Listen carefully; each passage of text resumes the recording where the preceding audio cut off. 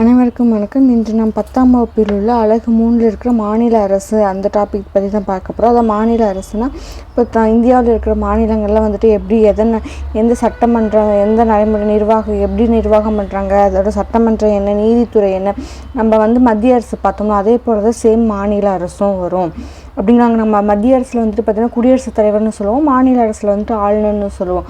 மத்திய அரசில் பார்த்திங்கன்னா பிரதமர்னு சொல்லுவோம், இங்கே மாநில அரசாங்கத்துக்கு வந்தோம்னா முதலமைச்சர்னு சொல்லுவோம். இந்த மாதிரி சிறு சிறு வேறுபாடுகள் தான் இருக்கும்.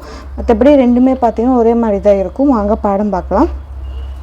இந்திய அரசியலமைப்பு நடுவண் மாநில அரசுகளுக்கான தனித்தனியான நிர்வாக முறைகளை கொண்ட கூட்டாட்சி அரசாங்கத்தை தான் பார்த்திங்கன்னா வழங்கிடுதுன்னு சொல்லியிருக்காங்க. இந்த கூட்டாட்சியில் பார்த்திங்கன்னா தேசிய தலைநகரான டெல்லியுடன் 9 யூனியன் பிரதேசங்கள் பார்த்திங்கன்னா 28 மாநிலங்களும் உள்ளன அப்படின்னு சொல்லியிருக்காங்க. நடுவண் அரசு பார்த்திங்கன்னா மாநில அரசுகளுக்கு ஒரு சீரான நிர்வாக அமைப்பினை பார்த்திங்கன்னா அரசியலமைப்பு பார்த்திங்கன்னா வழங்கிடுதுன்னு சொல்லியிருக்காங்க. இந்த மாநில அரசாங்கம் பற்றி படிக்கக்கூடிய பிரிவு என்னன்னு பார்த்தீங்கன்னா பகுதி 6ல் 152லிருந்து 237 வரைக்கும் உள்ள சட்டப்பிரிவுகள் எல்லாமே பார்த்தீங்கன்னா மாநிலங்களை பற்றி தான் கூறுகிறது அப்படின்னு மாதிரி சொல்லியிருக்காங்க. மத்திய அரசு போன்றே பார்த்திங்கன்னா மாநில அரசுமே நிர்வாகத்துறை, சட்டமன்றம், நீதித்துறைன்னு 3ஆக பிரிக்கப்பட்டிருக்குதுன்னு சொல்லியிருக்காங்க.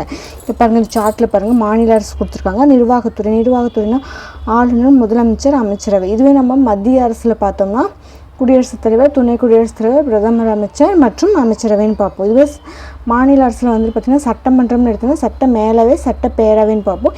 இதுவே மத்திய அரசில் எடுத்துட்டோம்னா பார்த்திங்கன்னா ராஜ்யசபா, லோக்சபான்னு பார்ப்போம். இது நீதித்துறை பார்த்திங்கன்னா உயர் நீதிமன்றம், மாவட்ட நீதிமன்றம், மற்ற நீதிமன்றங்கள் அப்படின்னு பார்த்துருக்காங்க. இப்போ நிர்வாகத்துறையை நம்ம ஃபஸ்ட்டு பார்க்க போகிறோம். நிர்வாகத்துறை பார்த்திங்கன்னா மாநில நிர்வாகத்தில் அரசியலமைப்பின் தலைவர் பார்த்திங்கன்னா ஆளுநர்னு சொல்லுவாங்க.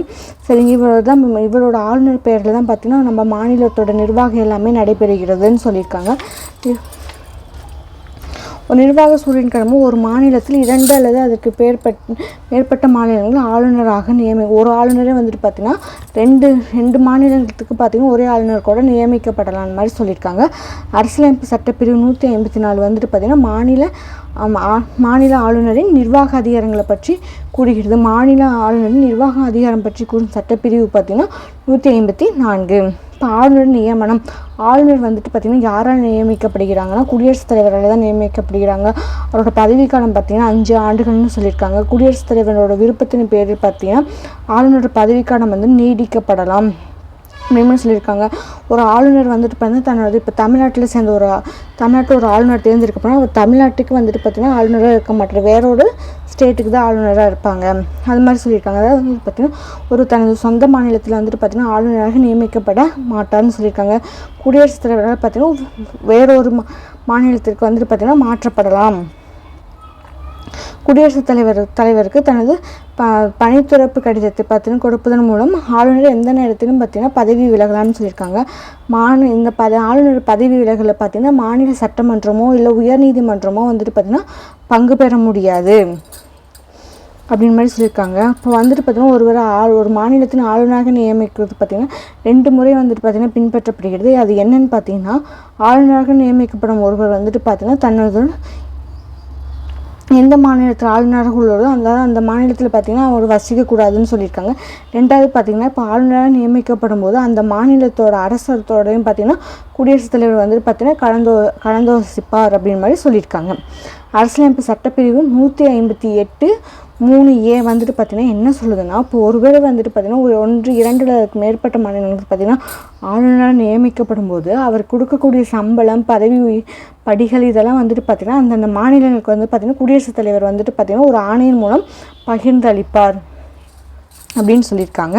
அரசியலமைப்பு ஆளுநர் ஆவதற்கான தகுதிகள் பார்த்திங்கன்னா அதோட சட்டப்பிரிவு பார்த்திங்கன்னா 157 மற்றும் 158 தான் பார்த்திங்கன்னா அதோட ஆளுநர் ஆவதற்கு பார்த்திங்கன்னா என்னென்ன தகுதிகள் இருக்குன்னு சொல்லியிருக்காங்க. அவர் 35 வயசு பார்த்திங்கன்னா நிரம்பியவராக இருக்க வேண்டும். நாடாளுமன்றத்திலேயோ அல்லது சட்டமன்றத்தில் உறுப்பினராக இருத்தல் கூடாது. அவ்வாறு இருப்பினும் ஆளுநராக பதவியேற்றுனா அந்த பதவி பார்த்திங்கன்னா தானாகவே காலியாகணும். மேலும் லாபம் தரும் எந்த ஒரு தொழிலுமே பார்த்திங்கன்னா ஆளுநர் ஈடுபடக்கூடாதுன்னு மாதிரி சொல்லியிருக்காங்க. ஆளுநரின் அதிகாரம் மற்றும் பணிகள்.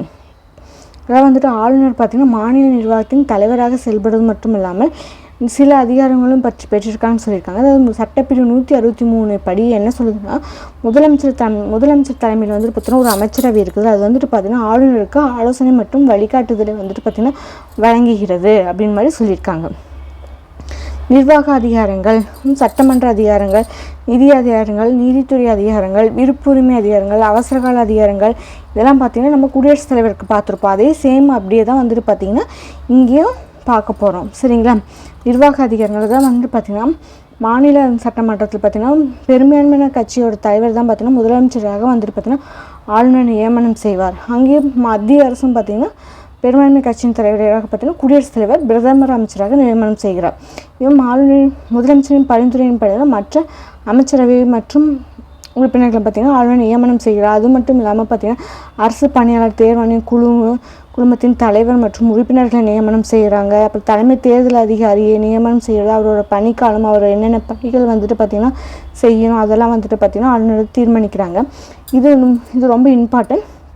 ஆளுநர் வந்துட்டு பார்த்திங்கன்னா மாநில பல்கலைக்கழகத்தின் வேந்தராக செயல்படுகிறார். அது மட்டும் இல்லாமல் துணை வேந்தர்களையும் பார்த்திங்கன்னா நியமிக்கிறார். அதாவது மாநில பல்கலைக்கழகத்தின் வேந்தர் யாருன்னு பார்த்திங்கன்னா ஆளுநர் தான். அவர் அது மட்டும் இல்லாமல் பார்த்திங்கன்னா துணை வேந்தர்களையும் பார்த்திங்கன்னா நியமிக்கிறாருன்னு சொல்லியிருக்காங்க. குடியரசுத் தலைவர் வந்துட்டு பார்த்திங்கன்னா நம்ம மாநிலத்துக்கு அவசர நிலை பார்த்திங்கன்னா செயல்படுத்தும் போது பார்த்திங்கன்னா குடியரசுத் தலைவருக்கு பெயரில் வந்துட்டு பார்த்திங்கன்னா அந்த மாநிலத்தை நிர்வாகம் செய்கிறவர் யாருன்னு பார்த்திங்கன்னா ஆளுநர் தான். சரிங்களா? இதுவே சட்டமன்ற அதிகாரம். ஆளுநர் மாநில சட்டமன்றத்தின் ஒருங்கிணைந்த பகுதியாளர். ஆனால் அவர் சட்டமன்றத்தின் உறுப்பினராக இருக்க முடியாது. ஆளுநர் பின்வரும் சட்டமன்ற அதிகாரங்களை பெற்றனர். அதாவது வந்துட்டு ஆளுநர் சட்டமன்ற கூட்டத்தை கூட்டவும் ஒத்தி வைக்கவும் இல்லை சட்டமன்றத்தை கலைக்கவும் வந்துட்டு பார்த்திங்கன்னா உரிமை பெற்றிருக்கார்கள். தேர்தல் முடிஞ்ச உடனே அந்த சட்டசபை அமைந்த முதல் கூட்டத்தொடரிலும் ஒவ்வொரு ஆண்டும் பார்த்திங்கன்னா முதல் கூட்டத்திலையும் பார்த்திங்கன்னா உரையாற்றுகிறாரு. நிலுவையில் உள்ள மசோதா குறித்து சட்டமன்ற அவைகளுக்கு ஆளுநர் செய்தியெலாம் வந்துட்டு அனுப்புகிறாங்க. அது பார்த்திங்கன்னா சபாநாயகர், துணை சபாநாயகர் பணி வந்துட்டு பார்த்திங்கன்னா காலியாக இருக்கும்போது இந்த சட்டமன்ற உறுப்பினர் யாரையும் ஒருத்தர் பார்த்திங்கன்னா சபாநாயகராக ஆளுநர் வந்துட்டு நியமனம் செய்கிறார். அவர் ஆங்கிலோ இந்தியனை பார்த்திங்கன்னா சட்டமன்றத்திற்கு நியமனம் செய்கிறார். கலை, இலக்கியம், அறிவியல், கூட்டுறவு இயக்கம் மற்றும் சமூக சேவை இந்த சிறந்த விடங்களில் பார்த்திங்கன்னா 1/6 இடங்களுக்கு பார்த்திங்கன்னா சட்ட மேலவையில் வந்துட்டு பார்த்திங்கன்னா நியமனம் செய்கிறார்.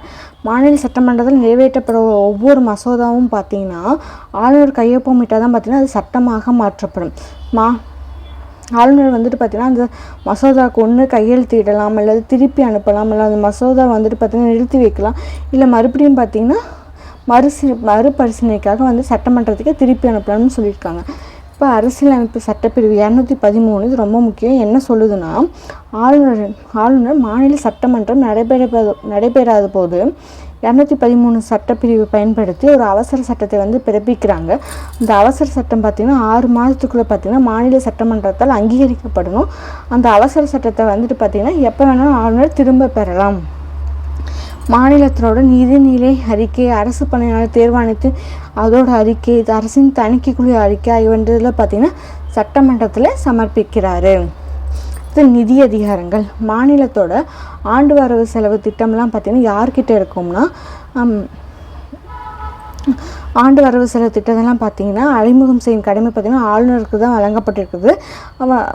தேவைப்பட்டால் துணை வரவு செலவு திட்டத்தையும் பார்த்திங்கன்னா ஆளுநர் சட்டமன்றத்தில் அறிமுகம் செய்யலாம்னு சொல்லியிருக்காங்க. ஆளுநரின் முன் அனுமதியுடன் தான் பார்த்திங்கன்னா எந்த ஒரு பண மசோதாவும் சட்டமன்றத்தில் அறிமுகப்படுத்த முடியும். அரசரோட எதிர்பாராத செலவெல்லாம் பார்த்திங்கன்னா அவசர நிதி எல்லாமே பார்த்திங்கன்னா ஆளுநர்கிட்ட தான் இருக்கும். அப்புறமேல பார்த்திங்கன்னா பஞ்சாயத்து மற்றும் நகராட்சி அவங்களோட நிதிநிலையை அறியறதுக்காக ஒவ்வொரு 5 ஆண்டுக்கும் பார்த்திங்கன்னா நிதி ஆணையம் பார்த்திங்கன்னா ஆளுநர் ஒன்று அமைக்கணும். அடுத்து நீதித்துறை அதிகாரங்கள். அதாவது மாநிலத்தோட தலைமை வழக்குரைஞர்களை நியமனம் செய்கிறாரு. உயர்நீதிமன்றத்தோட ஆலோசனையின் பேர் தான் மாவட்ட நீதிபதிகளின் நியமனம், பதவி உயர்வு போன்றவற்றெல்லாம் மேற்கொள்கிறான்னு சொல்லியிருக்காங்க. ஆளுநரின் ஆலோசனை பேர் தான் குடியரசுத் தலைவர் பார்த்திங்கன்னா உயர் நீதிமன்ற தலைமை நீதிபதியை பார்த்திங்கன்னா நியமனம் செய்கிறார். குற்றவாளிகளுக்கு பார்த்திங்கன்னா மன்னிப்பு வாங்கவும், கருணை அடிப்படையில் மன்னிப்பு வழங்கவும், தண்டனை குறிக்கவும், தண்டனை நிறுத்தி வைக்கவும் பார்த்திங்கன்னா ஆளுநருக்கு அதிகாரம் இருக்குது. மரண தண்டனை பெற்ற ஒருவருக்கு பார்த்திங்கன்னா இதெல்லாம் தண்டனை குறைக்கவும் மன்னிக்கவும் அதுக்கு பார்த்திங்கன்னா ஆளுநருக்கு அதிகாரம் கிடையாது. அடுத்து பார்த்திங்கன்னா விருப்புரிமை அதிகாரங்கள். குடியரசுத் தலைவரின் பரிந்துரையின் பின் தான் ஆளுநர் வந்துட்டு பார்த்திங்கன்னா ஒரு மசோதாவை வந்துட்டு நிறுத்தி வைக்க முடியும்.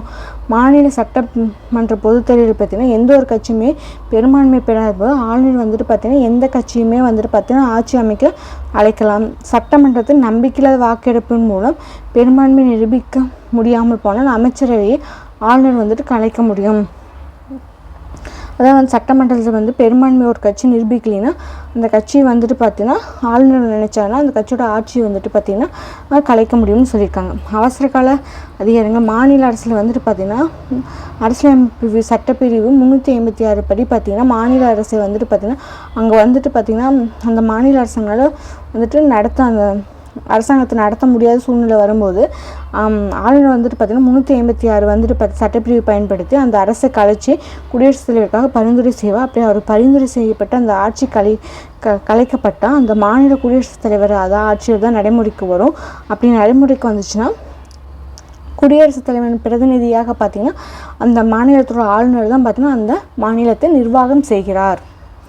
ஆளுநரின் சிறப்புரிமைகள் என்னென்னு பார்த்தீங்கன்னா 361 வந்துட்டு என்ன சொல்லுதுன்னா அதை வந்துட்டு பார்த்தீங்கன்னா தனது ஆளுநர் வந்துட்டு ஆளுநராக இருக்கும் பட்சத்தில் அவர் தனது பணி அதிகாரம் குறித்து வந்துட்டு பார்த்தீங்கன்னா எந்த ஒரு நீதிமன்றத்துக்குமே பார்த்தீங்கன்னா பதிலளிக்க தேவையில்லை.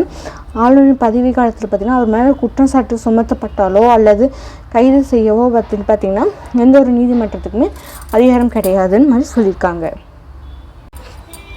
முதலமைச்சருங்கிற பார்த்துட்டு இப்போ மாநிலத்தில் எடுத்துட்டோமா ஆளுநர் முதலமைச்சர் அமைச்சர்கள் இருப்போம்னு பார்த்தா அதில் வந்து மாநிலத்தோட பெயரளவு நிர்வாகி யாருன்னு பார்த்தீங்கன்னா ஆளுநரும் அதுலேயும் வந்துட்டு உண்மையான நிர்வாகி யாருன்னு பார்த்தீங்கன்னா முதலமைச்சர்னு சொல்லுவாங்க.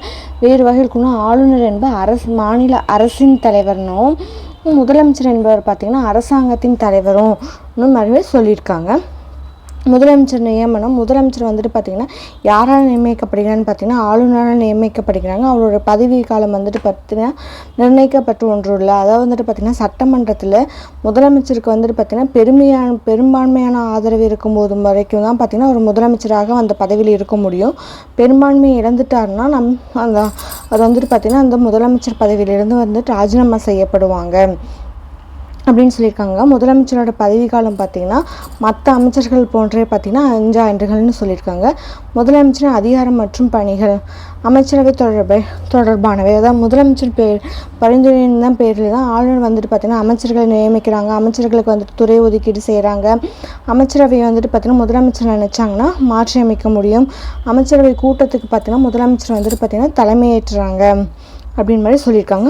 ஆளுநர் தொடர்பானவை ஆளுநர் வந்துட்டு பார்த்திங்கன்னா யார் மாநிலத்தில் வந்துட்டு பார்த்திங்கன்னா நியமிக்கிறாங்கன்னு பார்த்தீங்கன்னா மாநில அரசு வழக்குரைஞர், மாநில தேர்தல் ஆணையம், அரசு பணியாளர் டிஎன்பிசி தேர்வாணையத்தின் தலைவர் மற்றும் உறுப்பினர்கள்லாம், அப்புறம் மாநில திட்டக்குழு தலைவர் மற்றும் உறுப்பினர், மாநில நிதிக்குழு தலைவர் மற்றும் உறுப்பினர் இவங்கெல்லாம் பார்த்திங்கன்னா ஆளுநரை நியமிக்கப்படுகிறாங்க. இவங்கெல்லாம் நியமிக்கிறதுக்கு பார்த்திங்கன்னா ஆளுநருக்கு வந்துட்டு பார்த்திங்கன்னா முதலமைச்சர் ஆலோசனை சொல்லுவாங்க இவங்களெல்லாம் நியமிக்கலாம் அப்படிங்கிற மாதிரி.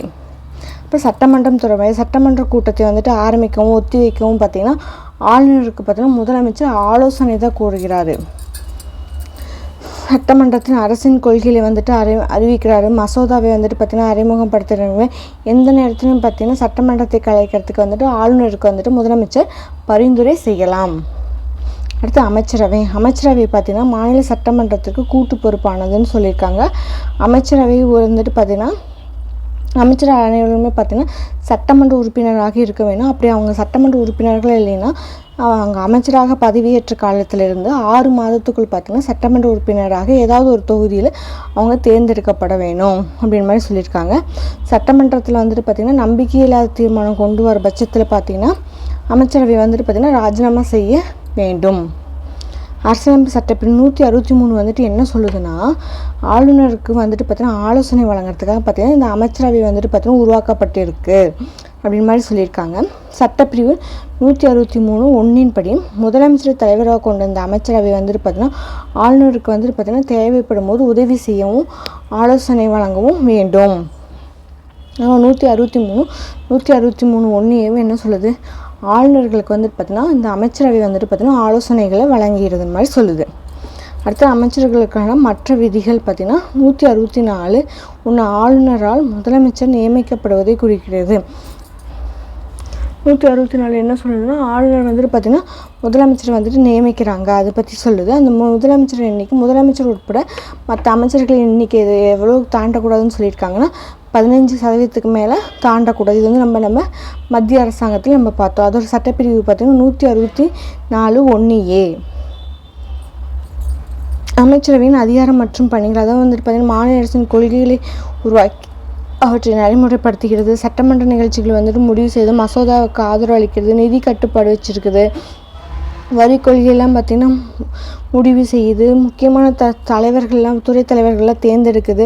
மற்ற மாநிலங்களுடன் பேச்சுவார்த்தையெல்லாம் நடத்தி பிரச்சனையை தீர்க்க முயற்சி மேற்கொள்கிறது. வரவு செலவு திட்டங்களை வந்துட்டு பார்த்திங்கன்னா திட்ட அறிக்கையை வந்துட்டு உருவாக்குகிறதுன்னு சொல்லியிருக்காங்க. ஒரு மசோதா பார்த்திங்கன்னா சட்டமன்றத்தில் அறிமுகப்படுத்தும் போது அது சாதாரண மசோதாவா அல்லது நிதி மசோதாவாக தீர்மானிக்கிறது.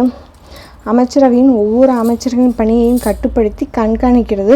ஆண்டு வரவு செலவு திட்டம் பார்த்திங்கன்னா அமைச்சரவையால் இறுதி செய்யப்படுகிற மாதிரி சொல்லியிருக்காங்க. அடுத்து மாநில சட்டமன்றம். மாநில சட்டமன்றம் பார்த்திங்கன்னா இந்திய அரசியலமைப்பில் ஒவ்வொரு மாநிலத்துக்கும் பார்த்திங்கன்னா ஒரு சட்டமன்றம் ஏற்பாடு வழிவகை செய்யப்படுது. நம்ம மாநிலத்தில் பார்த்திங்கன்னா ஓரவை சட்டமன்றம் இருக்குது. சில மாநிலத்தில் பார்த்திங்கன்னா ஈரவை சட்டமன்றம்லாம் இருக்குதுன்னு சொல்லியிருக்காங்க. அது எந்தெந்த மாநிலம் பார்த்திங்கன்னா பீகார், கர்நாடகா, ஆந்திர பிரதேஷ், உத்தரப்பிரதேஷ், மகாராஷ்டிரா, தெலுங்கானா இதெல்லாம் பார்த்திங்கன்னா ஈரவை சட்டமன்றம் கொண்ட தொகுதிகள்னு சொல்லியிருக்காங்க. அது வந்துட்டு பார்த்திங்கன்னா ஈரவைனா மாநிலம் மேலவை இருக்கும், கீழவை இருக்கும். மேலவைக்கு வந்துட்டு பார்த்திங்கன்னா ஆசிரியர், பட்டதாரிகள் மற்றும் உள்ளாட்சி உறுப்பினர்கள் ஆகியோரின் பிரதிநிதிகளை கொண்டது இந்த மாதிரி சொல்லியிருக்காங்க. தமிழகத்தில் வந்துட்டு பார்த்திங்கன்னா இது வரைக்கும் சட்டமன்ற உறுப்பினர்கள் மொத்த எண்ணிக்கை 234. அதோட மொத்த எண்ணிக்கைப்படி 234. அமைச்சரவைகள் எண்ணிக்கை பார்த்திங்கன்னா 36. இது வந்துட்டு பார்த்திங்கன்னா 15 விழுக்காடுன்னு சொல்லியிருக்காங்க. சட்டமன்ற பேரவை, அதாவது கீழவை பற்றி இதில் சொல்லியிருக்காங்க.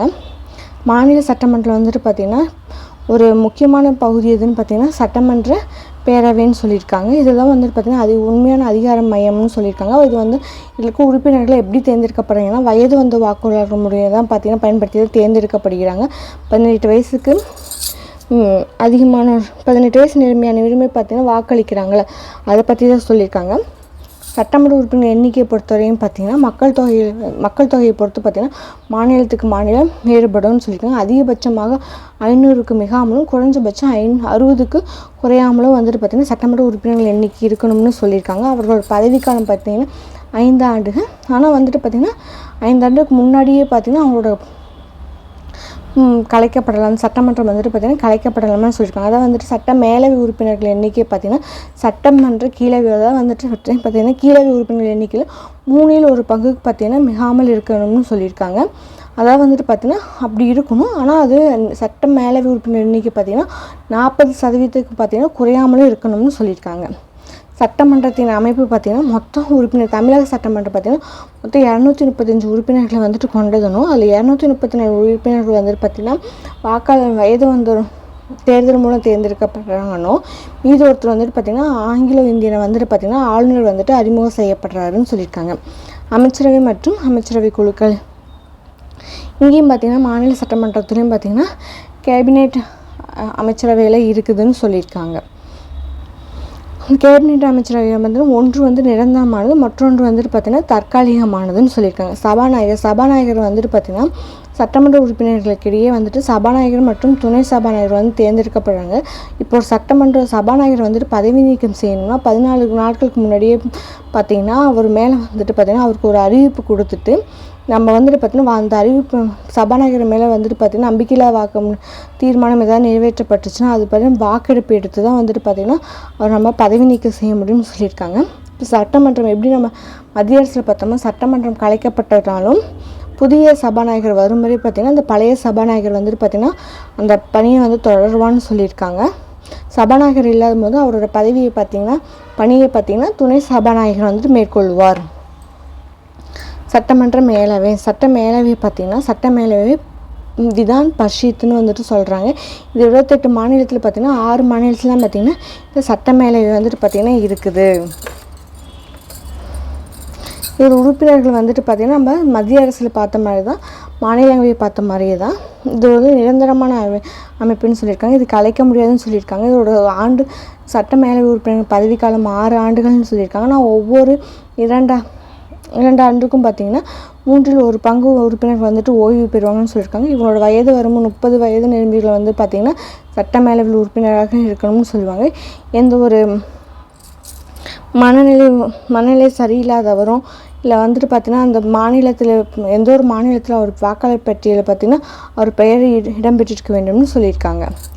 நம்மளோட தமிழ்நாட்டில் வந்துட்டு பார்த்திங்கன்னா ஃபஸ்ட்டு ஈரவை சட்டமன்றம் இருந்துச்சு. ஆனால் 1986 பார்த்திங்கன்னா அது சட்ட மேலவை வந்துட்டு பார்த்திங்கன்னா மசோதா மூலம் வந்து பார்த்திங்கன்னா அது நீக்கப்பட்டுருச்சு அப்படின்னு சொல்லியிருக்காங்க. இந்த சட்டம் எப்போ இருந்து நடைமுறைக்கு வந்துச்சுன்னா நவம்பர் 1, 1986 பார்த்திங்கன்னா நடைமுறைக்கு வந்ததுன்னு சொல்லியிருக்காங்க. சட்ட மேலவைக்கான தேர்தல் பார்த்திங்கன்னா ஃபஸ்ட்டு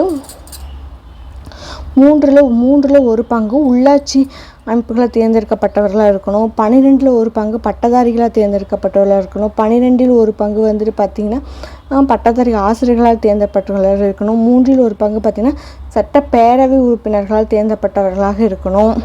இப்போ 6 வந்துட்டு பார்த்திங்கன்னா இந்த ஆளுநர் நேரடியாக நியமிக்கிறது. கலை, இலக்கியம், அறிவியல், சமூக சேவை மற்றும் கூட்டுறவு இயக்கம் இவற்றில் சிறந்து விளங்குவர்களை பார்த்திங்கன்னா ஆளுநர் நியமிக்கிறாரு. இதோட தலைவர் பார்த்திங்கன்னா சட்ட மேலவையின் தலைவரை வந்துட்டு பார்த்திங்கன்னா கூட்டத்தை வந்துட்டு பார்த்திங்கன்னா தலைமையேற்று நடத்துவார்னு சொல்லியிருக்காங்க. இந்த மேலவை உறுப்பினர்களுக்கிடையே பார்த்திங்கன்னா தலைவரும் துணைத் தலைவரெல்லாம் தேர்ந்தெடுக்கப்படுறாங்க. இப்போ தலைவர் இல்லாத போது துணைத் தலைவர் வந்துட்டு பார்த்திங்கன்னா அந்த கூட்டத்தை தலைமையேற்று நடத்துகிறார். சட்ட மேலவை உருவாக்கம் மற்றும் நீக்கம் அதோட விதி பார்த்திங்கன்னா 169 சட்டப்பிரிவு 169. இதுதான் பார்த்திங்கன்னா ஒரு மாநிலத்தில் வந்துட்டு பார்த்திங்கன்னா சட்ட மேலவை இருக்கலாமல் இருக்கக்கூடாதுன்னு 169 சட்டப்பிரிவை பயன்படுத்தி அதில் வந்துட்டு பார்த்திங்கன்னா 3/2 வாக்காளர்கள் உறுப்பினர்கள் வந்துட்டு பார்த்திங்கன்னா வாக்களித்தாங்கன்னா அந்த சட்ட மேலவை வந்துட்டு பார்த்திங்கன்னா ஒன்று உருவாக்கலாம் அல்லது நீக்கலாம். இது வந்துட்டு பார்த்திங்கன்னா நம்ம நாடாளுமன்றத்துக்கு கொடுக்கணும். அவங்க அதுக்கு வந்துட்டு பார்த்திங்கன்னா ஒப்புதல் அளிப்பாங்க. சட்டமன்றத்தின் செயல்பாடுகள் சட்டமன்ற அதிகாரங்கள் அதாவது மாநில பட்டியலில் இருக்கிற துறைகளின் மீது வந்துட்டு பார்த்திங்கன்னா சட்டத்தை வந்துட்டு பார்த்திங்கன்னா சட்டமன்றம் இயற்றலாம்னு சொல்கிறாங்க. பொதுப்பட்டியலில் இருக்கிற துறையிலையும் பார்த்திங்கன்னா மாநில அரசு வந்து சட்டம் இயற்றலாம். ஆனால் வந்துட்டு பார்த்திங்கன்னா மத்திய அரசும் மாநில அரசும் ரெண்டும் இயற்றுறப்ப மத்திய அரசு ஏற்றதான் பார்த்திங்கன்னா செல்லுபடி ஆகும் மாதிரி சொல்லியிருக்காங்க. நிதி அதிகாரங்கள் நிதிநிலை பொறுத்தவரைக்கும் பார்த்திங்கன்னா சட்டமன்ற கீழவையில் மட்டும்தான் பார்த்திங்கன்னா நிதி அதிகாரங்கள்லாம் வந்துட்டு பார்த்திங்கன்னா நடைமுறைப்படுத்த முடியும். பணம் மசோதா எல்லாமே பார்த்திங்கன்னா கீழவையில் கொண்டு வர முடியும்னு தான் சொல்லியிருக்காங்க. கீழவையோட அனுமதியின்றி பார்த்திங்கன்னா புதிய வரிகள் எதுவுமே வந்துட்டு பார்த்திங்கன்னா விதிக்க முடியாது. நிர்வாகத்துறையின் மீது கட்டுப்பாடுகள் அமைச்சரவையானது சட்டமன்றத்திற்கு பொறுப்பானது. சட்டமன்ற உறுப்பினர்களின் கேள்விக்கு பார்த்திங்கன்னா அங்கே இருக்க அமைச்சர்கள் எல்லாமே பதிலளிக்க வேண்டும்னு சொல்லியிருக்காங்க. அடுத்து பார்த்திங்கன்னா மாநில நிதித்துறை உயர்நீதிமன்றம் பார்த்திங்கன்னா 1862 பார்த்திங்கன்னா உயர்நீதிமன்றம் ஃபஸ்ட்டு 3 இடத்துல தோற்றுவிக்கப்பட்டதுன்னு சொல்லியிருக்காங்க. அவை கொல்கத்தா, மும்பை மற்றும் சென்னைனும். இது வந்து ஒவ்வொரு மாகாணங்களும் ஒரு உயர் நீதிமன்றம் கொண்டு சொல்கிறாங்க. 1950க்கு பிறகு பார்த்திங்கன்னா அண்டை மாநிலங்களுக்கும் உயர் நீதிமன்றமாக விளங்கியது உயர்நீதிமன்றங்கள் இதெல்லாம். அப்புறம் மாநில அளவில் பார்த்திங்கன்னா உயர் நீதிமன்றங்கள் பார்த்திங்கன்னா மிக உயர்ந்த உயர் நீதிமன்றங்கள்னு சொல்லியிருக்காங்க. இந்திய அரசியலமைப்பு சட்டம் ஒவ்வொரு மாநிலத்திலையும் பார்த்திங்கன்னா ஒரு உயர் நீதிமன்றம் தோற்றுவிக்க வழி சொல்லியிருக்குன்னு சொல்லியிருக்காங்க. ஆனால் 1956 வந்துட்டு பார்த்திங்கன்னா 7வது சட்ட திருத்த சட்டம் படி 2 அல்லது 2க்கு மேற்பட்ட மாநிலங்களுக்கு பார்த்திங்கன்னா ஒரே நீதிமன்றம் இருக்கலாம் அப்படின்னு மாதிரி சொல்லியிருக்காங்க. எடுத்துக்காட்டாக பார்த்திங்கன்னா பஞ்சாப், ஹரியானாவுக்கு பார்த்திங்கன்னா சத்தீஸ்கரில் இருக்கிற ஒரு நீதிமன்றம் இருக்குது. அதே மாதிரி பார்த்திங்கன்னா கவுகாத்தியில் அந்த நீதிமன்றம் பார்த்திங்கன்னா இந்த கிழக்கு மாநிலம் இருக்குது. அஸ்ஸாம், அருணாச்சல பிரதேசம், மிசோரம், நாகாலாந்து அதுக்கெலாம் சேர்த்து ஒரு பொதுவான நீதிமன்றமாக இருக்குது அப்படின்னு மாதிரி சொல்லியிருக்காங்க. சரிங்களா? அப்புறம் தனக்கே உரிய நீதிமன்றம் நீதி வரையறை மற்றும் அதிகாரங்கள் தனக்கே உரிய நீதி வரைமுறைகள்னு பார்த்தீங்கன்னா மேல்முறையீடு செய்யும் வழக்குகளை பார்த்தீங்கன்னா விசாரிக்கிறது.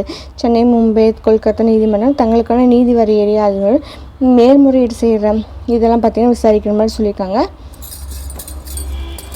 ஃபஸ்ட்டு வந்து 1862 பார்த்தீங்கன்னா ஜூன் 27 விக்டோரியா மகாராணி வந்து பார்த்தீங்கன்னா ஒரு காப்புரிமை கடிதத்தின் மூலம் தான் சென்னை, மும்பை, கொல்கத்தா வந்துட்டு பார்த்திங்கன்னா இந்த உயர்நீதிமன்றங்கள்லாம் தோற்றுவிச்சாங்கன்னு சொல்லியிருக்காங்க.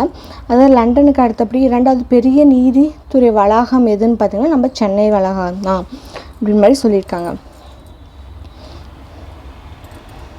மேல்முறையீட்டு நீதி வரைன்னு பார்த்திங்கன்னா உயர்நீதிமன்றங்கள் பார்த்திங்கன்னா தங்களுக்கு கீழே இருக்கிற நீதிமன்றங்கள் வந்துட்டு பார்த்திங்கன்னா அதுலேருந்து வரும் உரிமையல் குற்றவியல் வழக்குகள்லாம் பார்த்திங்கன்னா விசாரிக்கலாம்னு சொல்லியிருக்காங்க. ஆனால் நாட்டில் இருக்கிற இராணுவ தீர்ப்பாயங்கள் அந்த கீழ் வரும் ஆயுதம் சார்ந்த வழக்குகளை பார்த்திங்கன்னா விசாரிக்கிறதுக்கு உயர்நீதிமன்றத்துக்கு அனுமதி இல்லை அப்படின்னு மாதிரி சொல்லியிருக்காங்க. பேராணை அதிகாரங்கள் பார்த்திங்கன்னா நம்ம எப்படி வந்துட்டு பார்த்திங்கன்னா மத்திய அரசில் வந்துட்டு சட்டப்பிரிவு 32 பார்த்திங்கன்னா பார்த்தோம். அதே மாதிரி வந்துட்டு பார்த்திங்கன்னா இங்கேயும் 226 வந்துட்டு பார்த்திங்கன்னா மாநிலங்களுக்கு அடிப்படை உரிமைகளுக்கான மட்டுமின்றி மற்ற நோக்கங்களுக்காக பேராண்மை வெளியிடும் அதிகாரம் பார்த்திங்கன்னா உயர் நீதிமன்றத்துக்கு வந்துட்டு பார்த்திங்கன்னா வழங்கப்பட்டிருக்குதுன்னு சொல்லியிருக்காங்க. அதாவது சட்டப்பிரிவு 32 பார்த்திங்கன்னா உச்சநீதிமன்றம் வழங்கும் நீதி பேராணை ஆணை மற்றும் வழிகாட்டுதல் அதே வந்துட்டு பார்த்திங்கன்னா உயர் நீதிமன்றமும் வந்து வழங்குறதுக்கு அதிகாரம் இருக்குது அப்படின்னு மாதிரி சொல்லியிருக்காங்க. மேற்பார்வை அதிகாரம் பார்த்திங்கன்னா இராணுவ நீதிமன்றங்கள் தவிர மற்ற நீதிமன்றங்களுக்கு சார்பு நீதிமன்றம் அவங்களோட தீர்ப்பாணைகள்லாம் பார்த்திங்கன்னா மேற்பார்வை பார்த்திங்கன்னா அதிகாரம் பார்த்திங்கன்னா உயர் நீதிமன்றத்துக்கு இருக்குதுன்னு சொல்லியிருக்காங்க. அதான் வந்துட்டு அவங்களோட